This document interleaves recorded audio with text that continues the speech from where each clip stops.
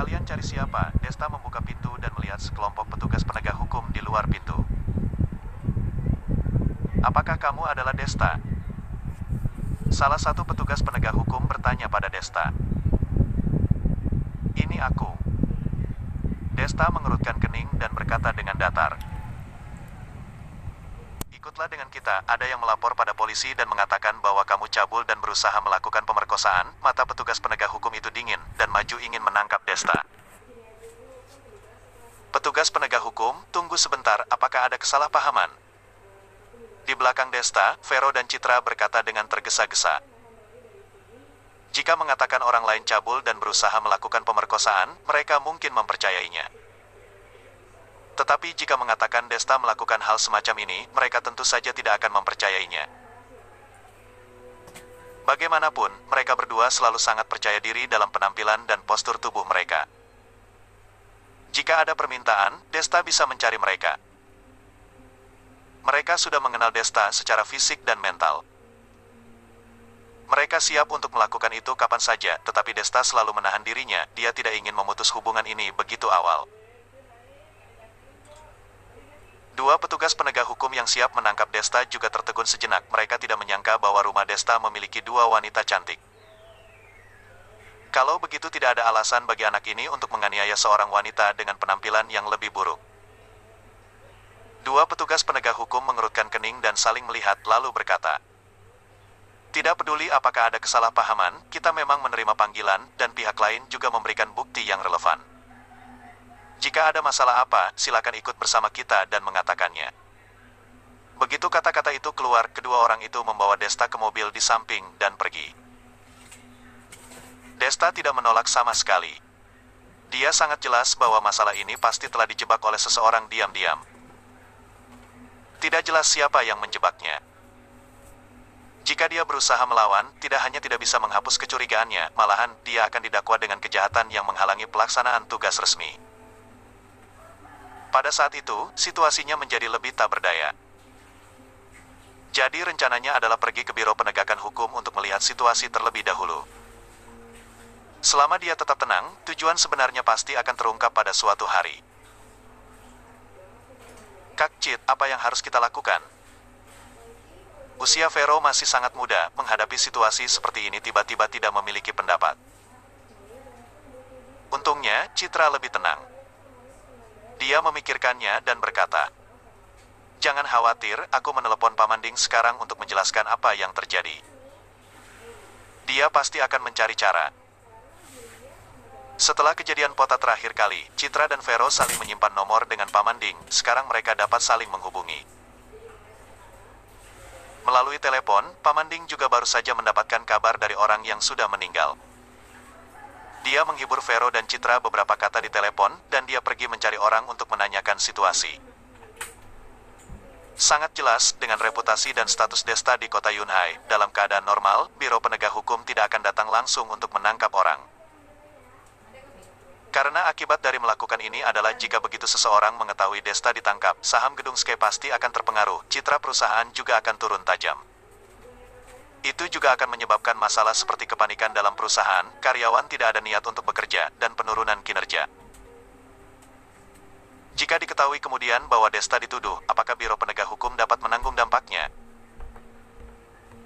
Jadi, jika ingin menginterogasi Desta yang memiliki pengaruh sosial tertentu, Biro Penegak Hukum biasanya hanya akan datang untuk bertanya, dan hanya akan membawa orang itu pergi setelah mendapatkan bukti yang valid.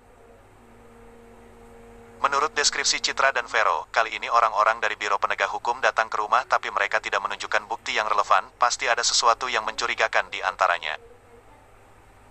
Di sisi lain, Desta telah dibawa ke Biro Penegak Hukum. Masuklah, tunggu di dalam dengan patuh. Taat sampai waktunya kamu diinterogasi, usia petugas penegak hukum yang berbicara masih muda, sepertinya baru lulus dari Akademi Kepolisian. Dia tidak hanya berbicara dengan nada yang kuat, tetapi juga mendorong dan mendesak Desta, tampak seperti menginterogasi tahanan penyiksaan. Desta meliriknya, tidak berbicara, berjalan ke kursi ruang integrasi dan duduk. Pria muda itu memukul punggung Desta dengan tinju dan memarahi. Masih berani melihatku, hati-hati aku membuatmu tidak bisa mengurus dirimu, melakukan pemerkosaan masih tidak tahu malu. Kamu adalah orang yang berstatus sosial tinggi, benar-benar tidak tahu pikiranmu seberapa kotor. Mendengar kata-kata ini, Desta tidak bereaksi. Pengalaman 3 tahun di keluarga Chen membuat temperamennya jauh lebih kuat daripada orang biasa. Gosip ini tidak membuat hatinya terguncang. Pada saat ini, seorang petugas penegak hukum tua di samping tidak tahan lagi. Dia menepuk bahu pemuda itu dan berkata dengan datar, "Sudah, itu hanya video rusak saat ini dan buktinya masih tidak cukup. Sekarang dikatakan dengan begitu yakin, tidak takut malu setelah itu. Terlebih lagi, ini adalah orang yang berstatus. Jika kamu berbicara omong kosong sekarang, dan orang menyelidiki setelah itu, bos kita juga tidak bisa melindungimu. Awas." Tubuh pemuda itu bergetar. Dia baru menyadari bahwa identitas orang yang dia marahi tadi. Dia dengan cepat menyeka keringat di dahinya dan melarikan diri dengan hati-hati. Petugas penegak hukum tua melirik Desta, dia juga tidak mengatakan apa-apa, hanya menggelengkan kepalanya diam-diam dan langsung pergi. Desta duduk di ruang interogasi tanpa ekspresi, memikirkan siapa yang melawannya kali ini. Untuk saat ini, yang paling mungkin adalah Bisen. Karena konflik antara Bisen dan dia adalah yang paling sengit. Ditambah Gesa Group telah melayani kalangan atas kota Yunhai, tidak mengejutkan jika mengenal 1 atau 2 orang yang memiliki kemampuan. Hanya saja, video apa yang dikatakan oleh kedua petugas penegak hukum tadi? Desta tidak ingat dia telah melakukan kontak dengan wanita asing mana, jangan-jangan. Mata Desta dingin, dia memikirkan satu kemungkinan. Pada saat ini, terdengar suara langkah kaki yang santai di luar ruang interogasi, kemudian wajah tersenyum Furry muncul di hadapan Desta. "Ternyata kamu." Desta mengangkat sudut mulutnya dan berkata dengan datar, "Kamu tidak terkejut?" Furry mengangkat alisnya dan terkejut dengan ekspresi Desta. "Selama aku duduk diam, aku telah menghitung orang yang memiliki musuh denganku. Setelah memikirkannya, kemungkinan besar kamu yang akan melakukan ini. Lagi pula, kamu mengambil kembali barang-barang keluarga Chen yang hilang dari aku. Membuatku ditangkap karena percobaan pemerkosaan. Selama menahanku dengan bukti yang disebut dan mencegah aku pergi, gedung Sky pasti akan kacau seiring waktu. Pada saat itu, hasil terburuk adalah perusahaan menjadi bangkrut dan aku tidak memiliki apa-apa. Bukankah tujuanmu akan tercapai?" Desta menatap Furry dan berkata dengan percaya diri. Furry tertawa dan tidak bisa menahan bertepuk tangan. "Desta, aku harus mengatakan bahwa kamu memiliki bakat dalam menulis naskah. Sejujurnya, walaupun aku benar-benar ingin melakukan apa yang kamu katakan, tetapi aku baru saja kembali dari tempat itu dan masih belum memperluas koneksiku. Tidak realistis untuk membawamu ke sini. Tapi kamu benar setengah. Alasan mengapa kamu bisa di sini ada setengah dari kreditku." Desta menyipitkan matanya dan berkata dengan dingin, "Artinya, kamu masih memiliki rekan yang tujuannya sama denganmu?" "Itu bukan rekan." Furry tersenyum dan menekankan, "Bukannya ada pepatah yang mengatakan bahwa musuh dan musuh adalah teman? Aku baru saja mengenalnya belum lama ini, dan ini karena kamu." Mendengar kata-kata sindiran ini, Desta mengerutkan alisnya. "Kalau begitu, aku sudah di sini sekarang, apa yang akan kalian lakukan?" Furry menyeringai dan berkata dengan nada main-main, "Ingin mendapat informasi dari aku begitu cepat? Kamu beristirahat di sini dulu, aku masih ingin bermain denganmu perlahan." Begitu kata-katanya keluar, dia berbalik badan dan meninggalkan ruang interogasi. Desta melihat ke arah kepergiannya, dan cahaya melintas di matanya. Di dalam mansion yang berada di puncak Aoyama, Bisen juga mendapat kabar bahwa Desta ditangkap. Dia mengangkat alisnya dengan terkejut dan terkekeh. Tidak sangka anak ini begitu mudah mempunyai musuh di mana-mana. Tidak perlu aku melakukannya, sudah ada yang menghadapinya, itu benar-benar membantuku mengurangi banyak masalah. Arlong menyeringai di belakangnya. "Hanya badut ancol saja, tidak layak untuk Tuan Li mencari cara sekuat tenaga, lebih baik Tuan Li fokus pada perdagangan dengan kita." Bisen meliriknya dan mengangguk. "Jangan khawatir, bekerja sama denganmu adalah hal yang paling penting. Aku tidak pernah menganggap remeh. Mengenai ucapanmu bahwa anak itu badut ancol, penilaian ini sedikit tidak adil. Tuan Li berpikir dia sangat tidak biasa, tanya Arlong dengan curiga. Sejak organisasi mengirimnya untuk menghubungi Bisen, dia berada di samping Bisen sebagai pengawal. Setelah berinteraksi selama beberapa waktu, dia sudah tahu sedikit tentang Bisen. Jika ingin mendapatkan pengakuan dan pujian Bisen, orang biasa benar-benar tidak memenuhi syarat. Tidak sangka Desta dapat membuat Bisen memujinya. Ini telah mengejutkannya. Bisen terdiam sejenak sebelum dia berkata, benar-benar tidak biasa, dia bisa mengendalikan kapal induk jenis Gedung Sky di usia muda, dan ketika menghadapi aku, dia tidak menunjukkan rasa takut. Bahkan matanya sangat tegas dari awal hingga akhir. Orang seperti itu, jika bukan tidak punya otak, maka sudah memiliki gambaran di dalam hatinya. Jika dia dapat bersikap tenang dalam menghadapi masalah besar, maka dalam menghadapi masalah kecil, itu hanya sepele saja. Mendengar penilaian Bisen, Arlong terlihat terkejut. Arlong mengingat proses pertemuannya dengan Desta. Dan menyadari bahwa ketika dia dan Bon melepaskan niatnya untuk membunuh Desta pada saat yang sama, mata Desta hanya terlihat seperti biasa, dan tidak merasa takut sama sekali.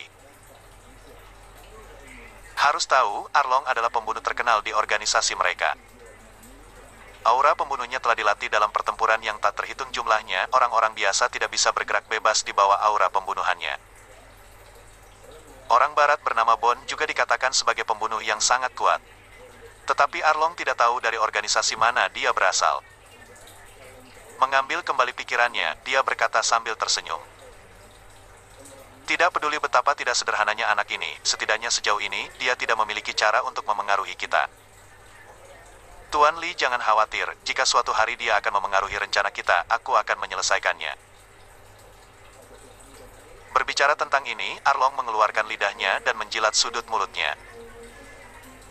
Bisen mengangguk dan berkata, kalau begitu kuserahkan padamu, jika tidak ada masalah lagi, aku pergi beristirahat dulu, semuanya berjalan sesuai rencana.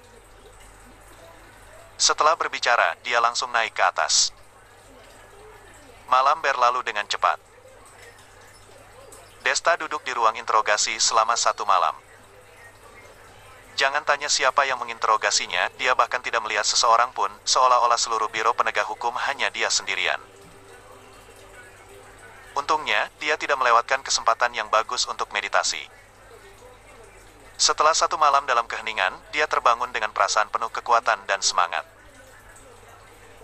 Pada saat ini, tiba-tiba terdengar suara langkah kaki dari luar ruang interogasi. Dia melihat 2 pria berpakaian hitam, ditemani 2 pria yang mengenakan jas dan sepatu kulit datang dari luar. Desta melirik mereka sekilas, matanya tertuju pada 2 pria berpakaian hitam, napas kedua pria itu sedikit berbeda, mungkin 2 ahli bela diri. Untuk 2 pria yang mengenakan jas dan sepatu kulit, mereka hanya 2 orang biasa. Kamu adalah Desta. Salah satu pria berjas langsung duduk di depan meja interogasi dan bertanya dengan nada yang sangat tidak sabar. Desta meliriknya dan berkata dengan datar, kamu bukan petugas penegak hukum, aku tidak punya kewajiban untuk menjawab pertanyaan kamu. Suara pukulan meja terdengar. Begitu kata-kata Desta keluar, pria berjas itu tiba-tiba memukul meja. Jangan bilang omong kosong yang tidak berguna. Sepertinya kamu masih tidak tahu kejahatan apa yang telah kamu lakukan. Pria berjas itu menatap matanya dan menggeram dengan ganas. Desta mengerutkan kening, cahaya dingin melintas di matanya. Dia menatap pria berjas itu tanpa rasa takut. Dia ingin melihat kejahatan seperti apa yang dia lakukan, dan atas dasar apa yang dimiliki orang-orang ini untuk menghukumnya. Uhuk-uhuk. Pada saat ini, pria berjas yang lain batuk 2 kali, menepuk pundak temannya dan berkata dengan suara yang dalam. Jangan gegabah, duduk dan bicarakan baik-baik.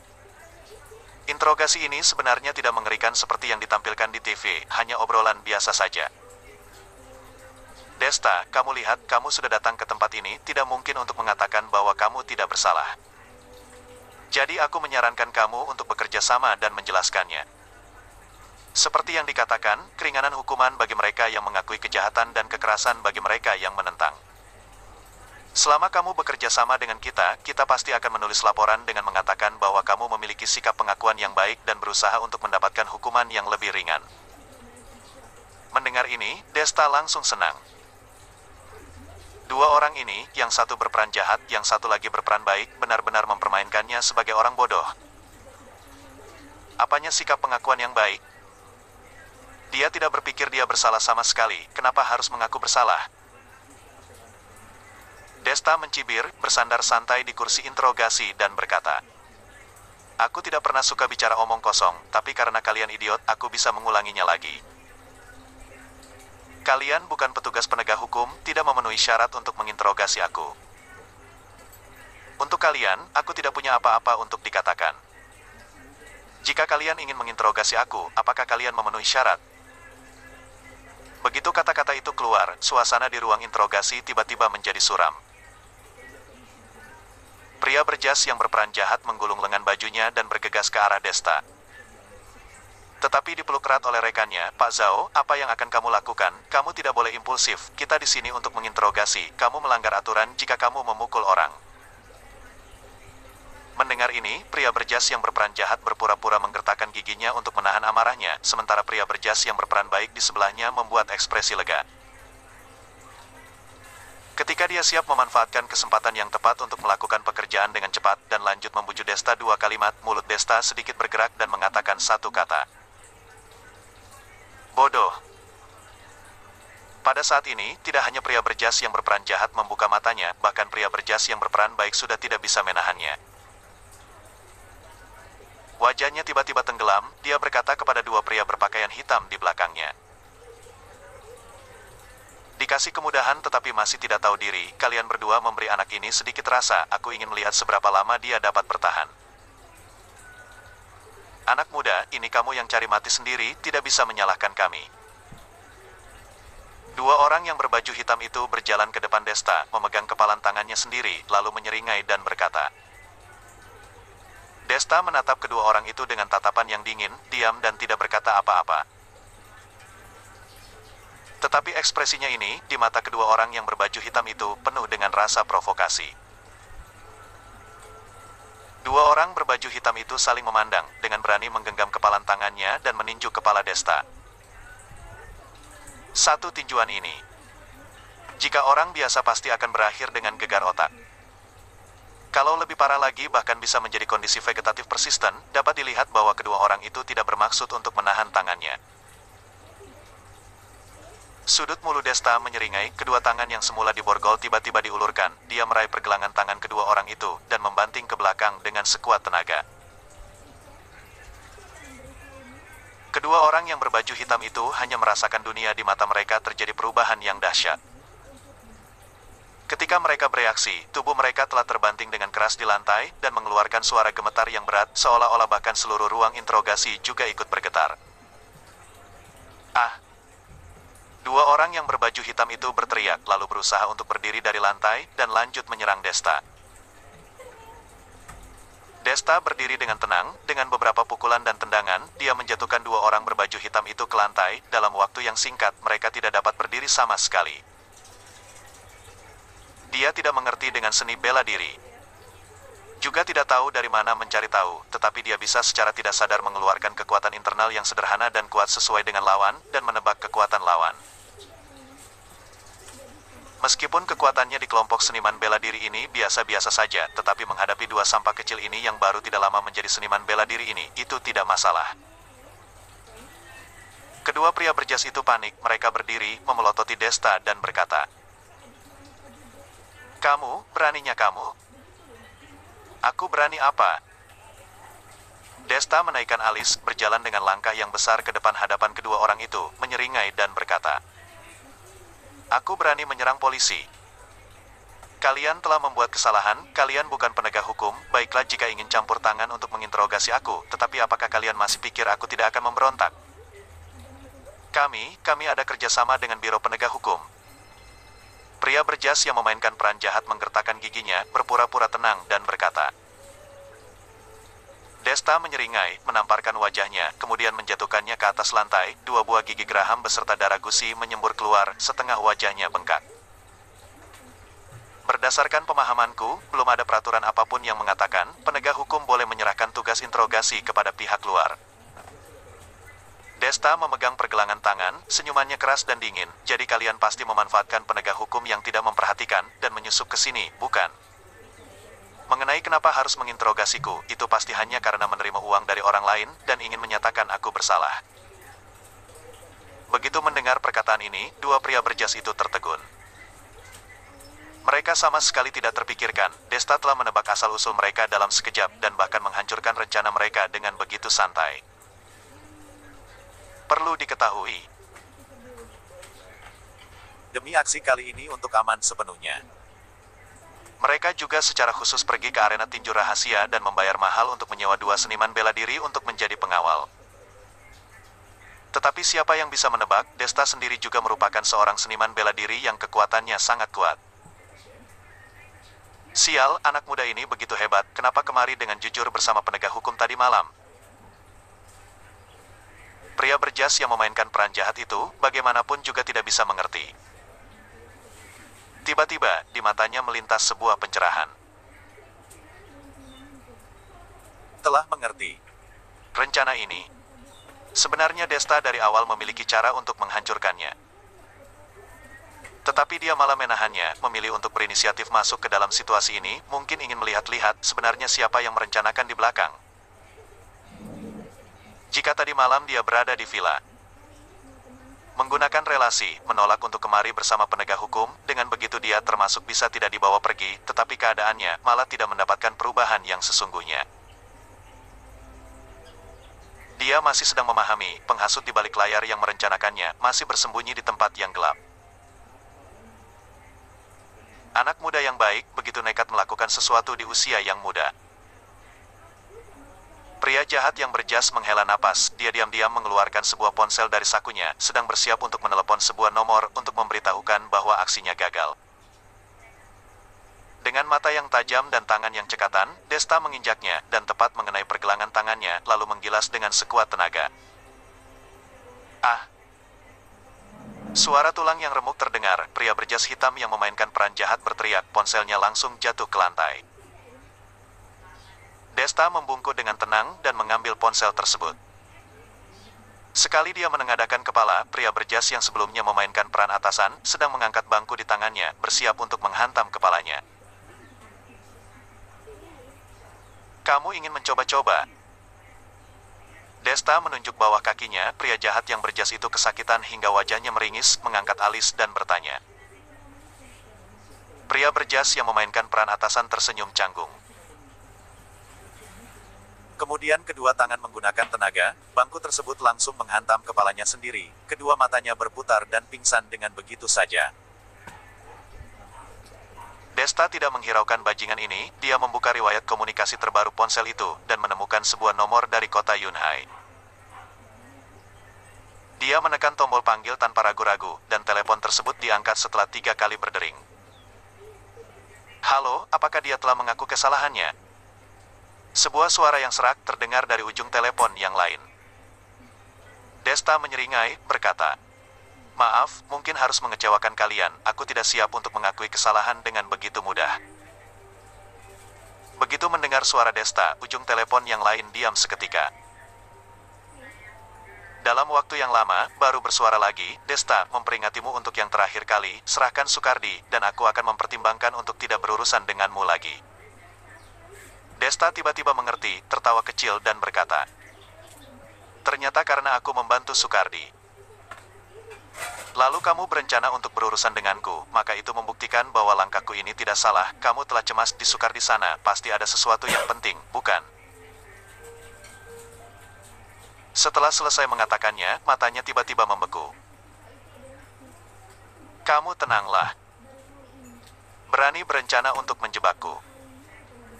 Hal ini tidak akan terungkap dengan begitu mudah. Kamu semakin tidak ingin aku melindungi Sukardi, maka aku akan semakin menjaganya dengan baik. Lihatlah nanti, siapa yang akan memohon ampun kepada siapa." Begitu selesai berbicara, Desta tiba-tiba mengayungkan tangannya, ponsel terbanting ke atas lantai, menjadi hancur berkeping-keping. Kemudian dia membalikan badan dan berjalan keluar ruang interogasi, meninggalkan Biro Penegak Hukum tanpa ragu-ragu. Di luar Biro Penegak Hukum, Pamanding telah berdiri menunggu di sana. Yang berdiri di sebelahnya adalah pemimpin dari Biro Penegak Hukum. Melihat Desta keluar, dia segera melangkah maju, merasa bersalah dan berkata, "Tuan Chu, aku sangat minta maaf. Karena tadi malam menerima bukti yang salah. Kita membawamu kemari. Sekarang telah diperiksa oleh staf teknis bahwa video itu belakangan dibuat dan diedit manual, menyebabkan pengaruh yang tidak baik terhadap Anda. Aku merasa sangat bersalah." "Tidak masalah. Jika ada kesalahpahaman maka dijelaskan, aku juga tidak rugi apa-apa, hanya saja di dalam ruang interogasi masih ada 4 ekor tikus, perlu kalian untuk mengatasinya." Desta tersenyum dan berkata. Pemimpin Biro Penegak Hukum tertegun, tidak mengerti perkataan Desta. Tidak menunggunya banyak bertanya, Desta lalu berkata, "Oh iya, bisakah memperlihatkan video itu kepadaku? Aku ingin tahu itu bukti yang seperti apa."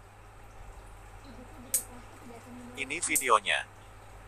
Pemimpin Biro Penegak Hukum menyerahkan PAD yang ada di tangannya, dan memperlihatkan sebuah video kepada Desta.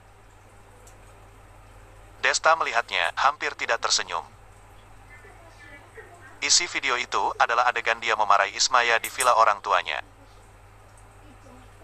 Dalam waktu itu, Ismaya membuka pakaiannya sendiri, menunjukkan pemandangan setengah tubuh bagian atas yang indah. Desta mempertimbangkan Bibi Liu, lalu berinisiatif menarik pakaiannya ke atas. Tetapi tidak terpikirkan. Adegan ini tidak hanya direkam menjadi video, tetapi juga diputar terbalik, yang ditampilkan di layar. Seperti dia mengulurkan tangan untuk menarik pakaian Ismaya ke bawah.